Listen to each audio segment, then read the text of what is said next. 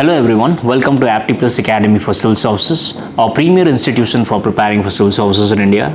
I'm Kanchan and today I'm here for a daily news and editorial analysis for 21st and 22nd of March 2024. And this editorial analysis is going to be important for all three stages of UPSC, which are UPSC prelims, mains and interview process. And apart from UPSC exams, this editorial analysis is going to be important for all the government exams which happens in India. So without further delay, let us begin the analysis. CA देश का कानून है, इसका notification निश्चित रूप से हो जाएगा और चुनाव से पहले के बाद पहले ही होगा। चुनाव के पहले ही सीए को अमल में आना है, इसमें किसी को कंफ्यूजन रखना नहीं है। ये भी कांग्रेस पार्टी के नेताओं का वादा है। जब देश का विभाजन किया और वहां पर ढेर सारे वहां की देश में अल्पसंख्यक जो थे, हिंदू, बौद्ध, जैन, क्रिश्चियन थे, उन पर प्रताड़ना होती थी, सारे लोग यहाँ भाग कर आना चाहते थे। उस वक्त कांग्रेस पार्टी का वादा था कि आप धीरे धीरे आइए, आप जब भी आओगे भारत में आपका स्वागत है, आपको नागरिकता दी जाएगी। फिर मुकर गए। और मैं आज स्पष्ट करना चाहता हूं, सीए किसी की भी नागरिकता लेने का कानून नहीं है, छीनने का कानून नहीं है।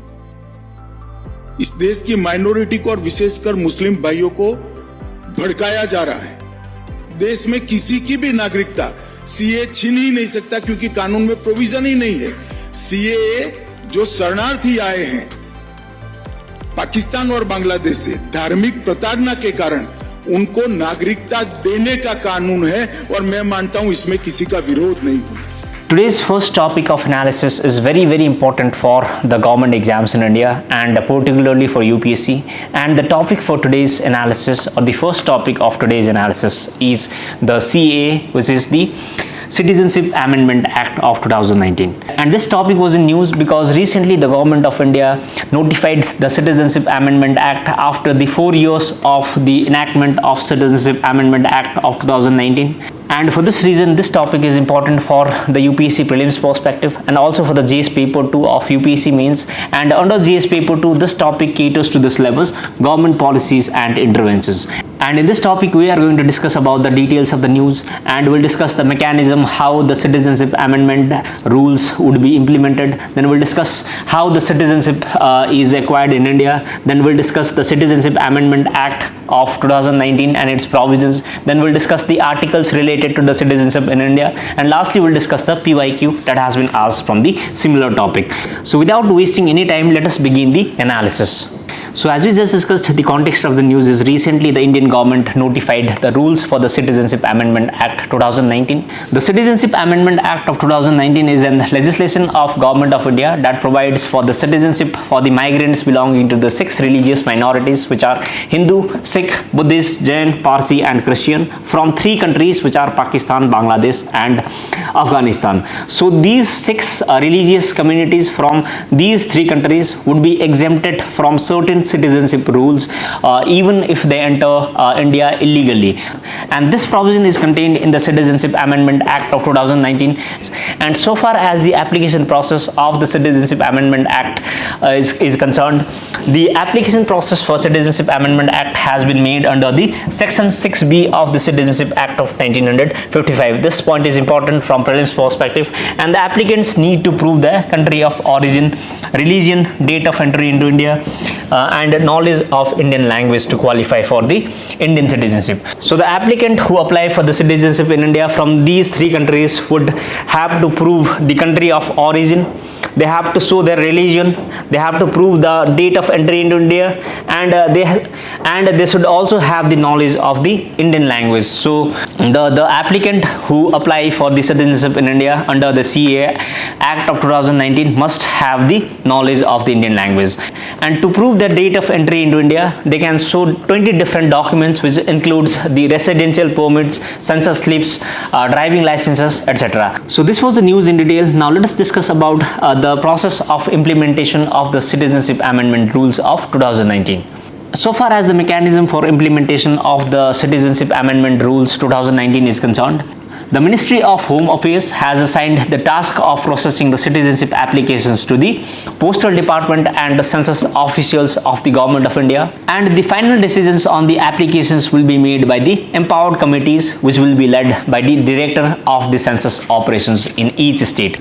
And these committees in the states would include officials from various departments, which includes the Intelligence Bureau, the Postmaster General, state or the National Informatics Centers, etc. So the officials from the different states and different departments would also be present in these committees. And apart from the state level committees, there will also be the district level committees, which will be headed by the Superintendent of the Department of Post. So at the district level, the committee will be headed by the Superintendent of Department of Post, who will verify the applications with the representative from the district collector's office as an invitee. So the Superintendent of Department of Post, who heads the district level committee, will be assisted by the representatives from the district collector's office, that is DM's office. So you have to know about these committees and who are heading these committees and how these committees are working in details for the UPSC prelims and mains perspective. So this is the mechanism of the implementation of citizenship rules that you need to know about. Now let us understand about the provisions for the citizenship in India. The citizenship in India is listed in the Union list under the Constitution of India, and for this reason the citizenship is the exclusive jurisdiction of the Parliament. So the Parliament can make rules and enact laws for the citizenship in India and not the states. So under this authority, the Parliament enacted the Citizenship Act of 1955, and the Act specifies the 5 provisions for acquiring citizenship in India, which are the citizenship by birth in India, citizenship by descent, through the registration, through the naturalization, by the incorporation of territory into India. So these are the 5 processes through which the citizenship can be acquired in India as per the Citizenship Act of 1955. And the children born in India to the ambassadors are not eligible for the citizenship based solely on their birth in the country.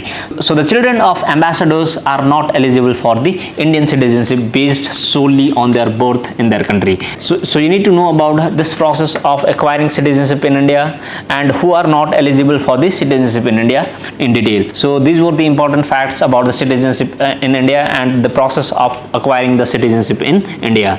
So far as the articles related to the citizenship in India is concerned, the articles 5 to articles 11 of the Constitution of India deals with the citizenship in India, and the article 5 relates to the citizenship at the commencement of the Constitution, and the article 6 relates to the right of citizenships of the certain persons who have migrated to India from Pakistan. So the people who have migrated from the Pakistan to India will be dealt by the article 6. Article 7 talks about rights of citizenship of certain migrants to Pakistan. So the article 7 of the Constitution of India talks about the migrants who have migrated to Pakistan from India, and again from Pakistan they have come to India. So you need to know article 6 talks about the people who have migrated from Pakistan to India, and the article 7 talks about the people who have migrated to Pakistan from India. So you have to know this difference. And the article 8 talks about the rights of citizenship of certain persons of Indian origin residing outside India. So the person of Indian origin is dealt by the article 8, and the article 9 talks about the persons voluntarily acquiring citizenship of the foreign state not to be citizen country. So under article 9, the person who acquires the citizenship of the foreign country voluntarily would have to surrender the citizenship. And the article 10 talks about the continuance of the rights of citizenship, and as for the article 11, the Parliament has the right to regulate the citizenship by law. So the article 11 especially provides that the Parliament can enact law or make rules for the citizenship matters. So these are the important articles so far as the citizenship in India is concerned. So now let us discuss about the Constitutional Amendment Act of 2019 and the provisions related to it in detail. So as we just discussed, the Citizenship Act of 1955 was amended in 2019 to grant the citizenship to Hindu, Sikh, Buddhist, Jain, Parsis and the Christian migrants from Pakistan, Bangladesh and Afghanistan. So आपको ये 3 countries and ये 6 minorities का नाम याद रखना है for the prelims perspective and various one-day exams. Under this amendment, the migrant who entered into India on 31st of December 2014 or before, and if they had suffered the religious religious persecution or fear in the country of origin, then they would be given the citizenship as per the Citizenship Amendment Act. So the people who have migrated into India from these three countries after facing the religious persecution or fear would be given the citizenship under this Citizenship Amendment Act of 2019. And this Citizenship Amendment Act exempts the members of 6 communities from any criminal case under the Foreigners Act of 1946 and the Passport Act of 1920. So as per the Foreigners Act of 1946 and the Passport Act of 1920, if the people have entered into India illegally and if they have been staying in India on the expired visas and permits, they will be deported as per these acts. But this Citizenship Amendment Act exempts the members of these 6 communities from any criminal case under the Foreigners Act of 1946 and the Passport Act of 1920. So the Foreigners Act of 1946 and the Passport Act of 1920 would not be applicable in the case of these 6 communities if they have entered into India before the 31st of December 2014. And as we all know that the Citizenship Act of 1955 provides for the citizenship by naturalization for an applicant who have resided in India during the last 12 months as well as for the 11 of the previous 14 years. So if a person has resided in India for the 12 months and if the person has been living in India 11 years prior to 14 years before the application, then that person would be eligible for the citizenship in India. But the Citizenship Amendment Act of 2019 relaxes the second requirement from the 11 years to 6 years. So the requirement for the staying in India has been reduced from 11 years to 6 years under the Citizenship Amendment Act of 2019 for 6 religious minorities from 3 countries. So for these 3 communities, if they want to be a nationalized citizen in India, they can reside in India for 6 years only instead of 11 years. And talking about the exemptions, the 6 scheduled areas which are located in Assam, Tripura, Meghalaya and Mizoram would be exempted from the application of the Citizenship Amendment Act of 2019, and also the areas which are located in the inner line permit would be exempted from the Citizenship Amendment Act of 2019. So the inner line permit areas which are located in few locations in northeast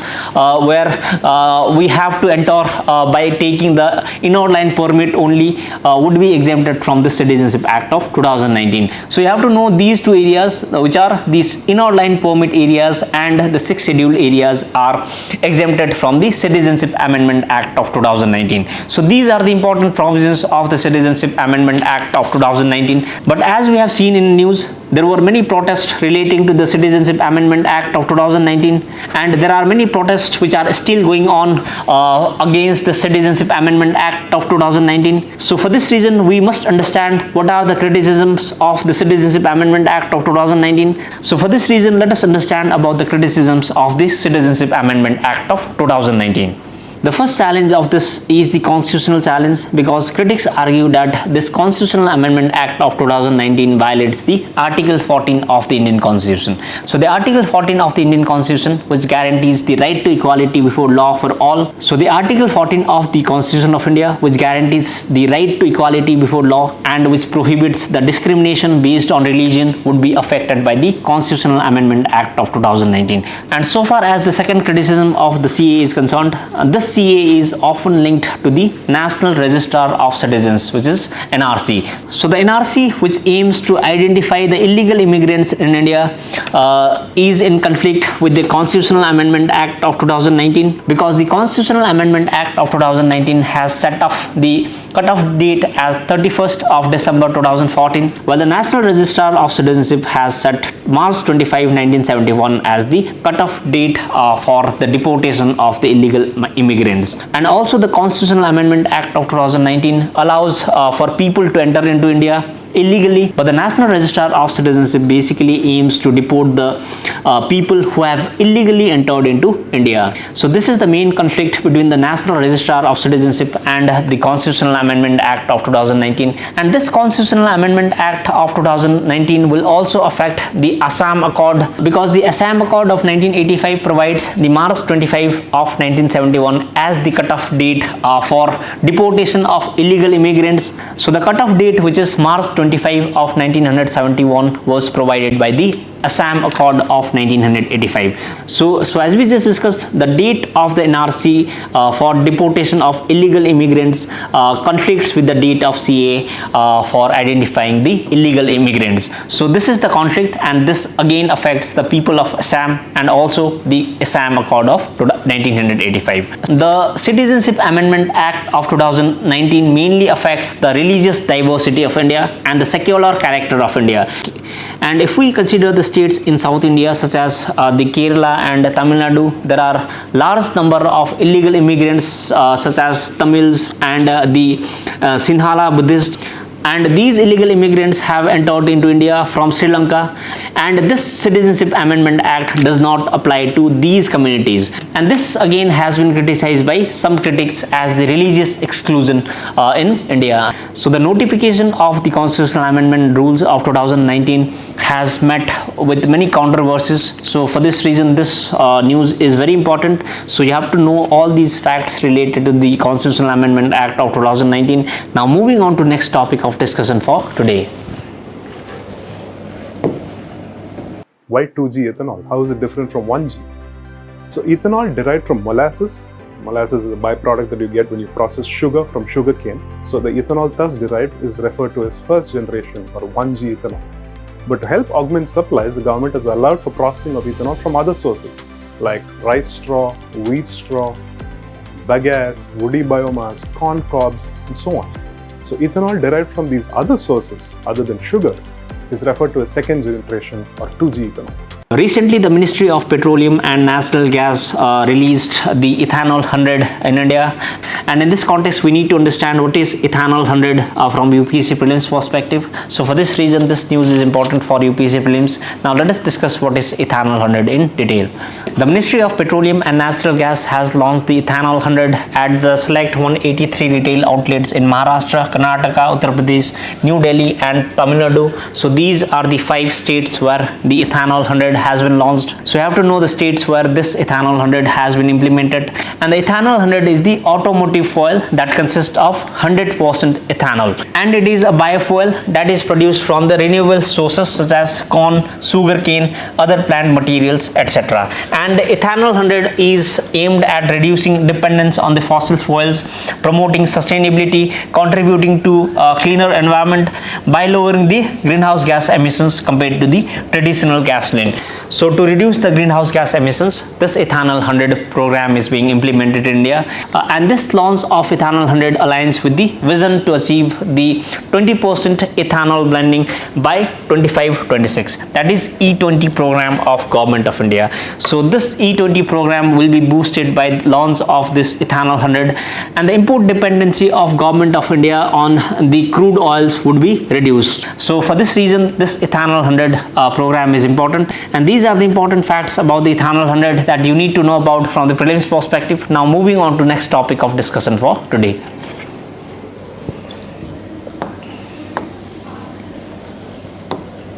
The Indian government to conduct the foundational literacy and numeracy assessment test as part of New India Literacy program on Sunday across 23 states. Around 3.7 million learners will appear for this important nationwide assessment, which comprises 3 subjects: reading, writing and numeracy. The program aims to improve the literacy levels in India. Recently, the Department of Education launched the Foundational Literacy and Numeracy program, and in this context, this news becomes important from UPSC prelims perspective. And in this context, we also need to know about this Foundational Literacy and Numeracy program in detail. So let us understand in detail about this news. So as we just discussed, the Department of School Education and Literacy, which falls under the Ministry of Education, conducted the Foundational Literacy and Numeracy Assessment Test, which is the FLNAT, as a part of the ULAS, which is Understanding Lifelong Learning for All in Society, Nav Bharat Viksit Karyakram across 23 states. So this test was conducted in 23 states, and this FLNAT test assesses the reading, writing and numeracy skills to evaluate the fundamental literacy and the numeracy skills of the students. So the reading, writing and the numeracy skills of the students would be tested by this test, and this FLNAT aims to rectify the non-literate learners and promote the multilingualism by conducting the test in the regional languages. So the target of this test is basically the non-literate learners, and the test is also being conducted in the regional languages to promote the multilingualism in India as per the provisions of the National Education Policy of 2020.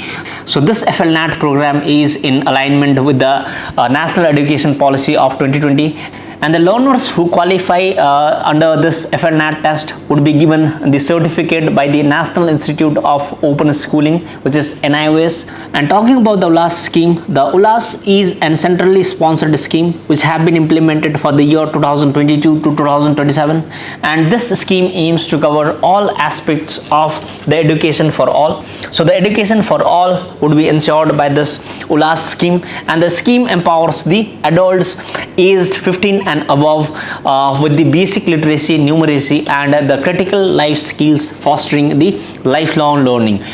And so only the people who are above the 15 years of age are eligible for this test.